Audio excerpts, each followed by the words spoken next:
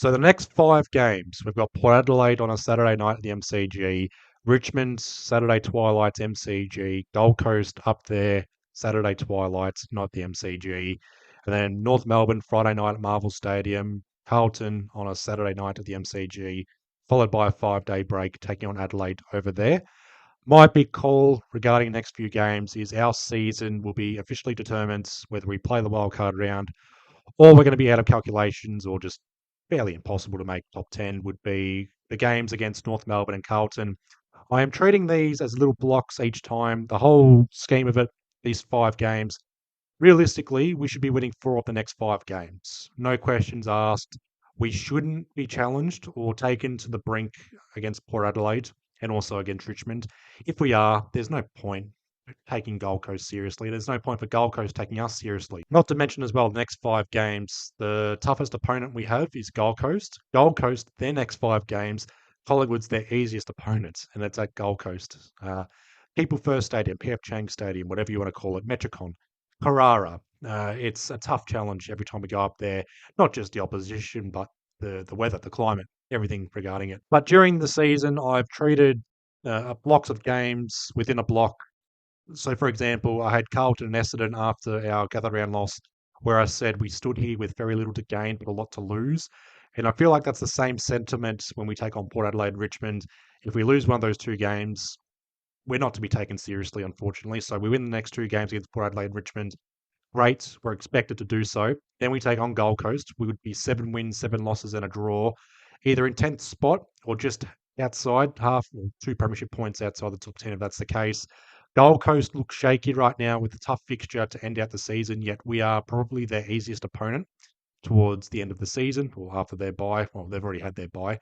Carlton, maybe, but that's at Marvel Stadium. That might be their easiest or toughest opponent. Either them or us.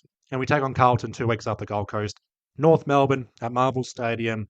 North Melbourne, we haven't lost to them since 2019, yet there's never an easy win over North Melbourne. They play above their ladder position, and that's a thing you should expect. Second half of the season, these easy opponents, there's no guaranteed wins. Expect Port Adelaide, Richmond, North Melbourne, Carlton, and even Gold Coast for that matter, to play above their ladder position against us. And I don't want to sway people's opinions or whatever, but I sit here and I say it to you guys looking straight into the camera, the barrel of the gun, if you will. I still have faith, optimism that we can turn this season around with the fixture we have after the bye.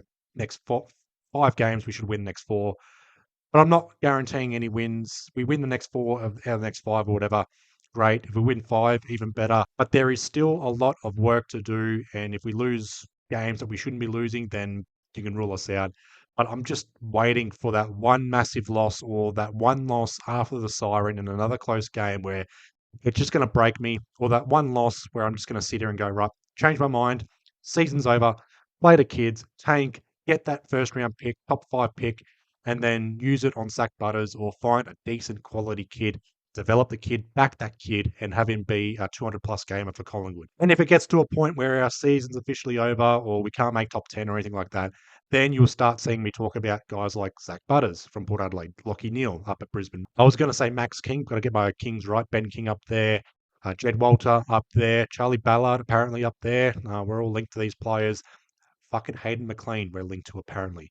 And I'm sick of being linked to star players during the season and we end up with scraps. No offense to Jack Buller, but we are the Collingwood Football Club. We should be getting our suits from MJ Bale. We shouldn't be getting our suits from Vinnies. But I will talk about off-season targets and trade rumours and everything like that towards the latter part of the season, towards the end of the season to be exact. If we're in finals contention or top 10 or top 6 or whatever, that's the main focus. Just like last year, focusing on the season and then any talks around other players coming to Collingwood, that's pretty much on the back burner. I'll talk about it when I've got time or availability to do so. On my last sort of comments looking back or what we've done so far, I think Derm said it best after our loss to Brisbane regarding Craig McRae. He's out of form, and a few months later, it's a point that shines bright right now. There's legs to that sort of statement where Craig McRae is the most out of form coach in the AFL in 2026. Probably the most polarising as well. Damien Barrett sliding doors, talking about how Craig McRae's gotten a C grade list to this position right now. Yet I still think we could have done so much more with the players we've got, with our ladder positioning as well. Close games, these losses, if we flip these games around, we're in the top six or pushing towards top six, or we're at the very least a credible threat for, or not even a premiership push, but a threat, if you will. All right, I'm trying to get the words out here. It's just frustrating that we've lost these close games, and it feels like we've done it to ourselves. We've shot ourselves in the foot, unfortunately, with these close losses. And I don't want to come out after the bye with another handful of close losses. It's going to break me, and I'm still waiting for that one massive loss where it's just going to turn my opinions around, and I'll go, right, season's over. Any positivities you've got, throw it out the window. It's time to move on. It's time to look at the kids and also try and get a big fish or two or three to Collingwood and go from there. But I'm still holding on hope. I'm not giving up just yet, and neither should Craig McRae. And it's also a valuable lesson as well, not just for myself, but for others. Don't just take certain clips from Craig McRae. Uh, Listen to his full interviews. All right, I did that with his Fox Footy interview after our loss to Melbourne for King's birthday. That talk about being impatient and trying to bring in star players and that big fish or whatever, the trade period, free agency, whatnot. I get it. Craig McRae's frustrated. He's brought it up a few times, but the main focus or the main talking points from that interview from Craig McRae was trying to salvage, trying to improve, salvage something in 2026. But I just think all these areas of improvement, the reasons why we're losing games, we can turn it around ourselves. It's not external factors or anything like that. There's still some internal factors that are still pissing me off, i.e., Bobby Hill being absent from training yet again. Injuries, that's to be expected. It's for every team in the competition. They've got injuries. Work with the hand you dealt with, manage these injuries, play the kids, develop the kids, progress the kids, back them in. That's what we need to do. Treating these opposition or these bottom four sides with ease, like flick them away. We can't be challenged. We can't be threatened. We can't be losing to these bottom four sides. And then Gold Coast up there, an unlikely win, not expected to win. Give them a fright, give them a challenge. Fair enough. I can tolerate a close loss to Gold Coast up there, but if we lose any close games or any loss for that matter to North Melbourne and Carlton, that would break me, and that would pretty much be curtains for me for any faith or optimism or any sort of push in 2026. It's not going to be easy. It's not going to be pretty, but that's what I love about Collingwood. Backs against the wall, doubt us, underdogs. We excel in this sort of environment. That's why I've got that hope and belief we can do something special in 2026. I'm not seeing a flag or anything like that, but day by day, step by step, 1 week at a time, one game at a time, tick the boxes, make that progression. And who knows, we can readjust our expectations in the next few weeks. And all of a sudden, hey, there's a season to be won after all. But it could also go the opposite way. And we are still a team where we can challenge the best teams, but we can be threatened and pushed to the brink against the worst sides. So, yeah, we'll figure out where we stand in 2026 or for the entire season in the next few weeks. Port Adelaide, Richmond, Gold Coast up there, North Melbourne, and then Carlton. A very interesting next 5 games. Blocks within a block. We have to beat the two bottom four sides. Gold Coast is separate, and then Carlton and North Melbourne.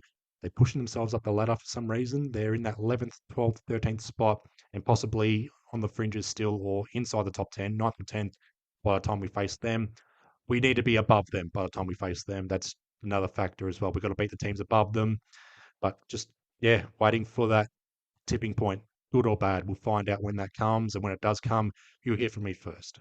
We move on. I move on. I have to move on for sure. But follow me on Instagram, give the video a like, comment your thoughts on Collingwood season so far. Good, bad, ugly, players, coaches, who do you want to call out? Just leave them in the comment section. It is a safe space after all. But I officially move on. The next upload you'll see from me will be Wednesday night, a preview to round 15 action against Port Adelaide. But I'll leave you guys all to it. I hope you guys have a good week. Please be well. Please be safe. And I'll see you guys Wednesday night for the preview to Collingwood v Port Adelaide. Up the Pies.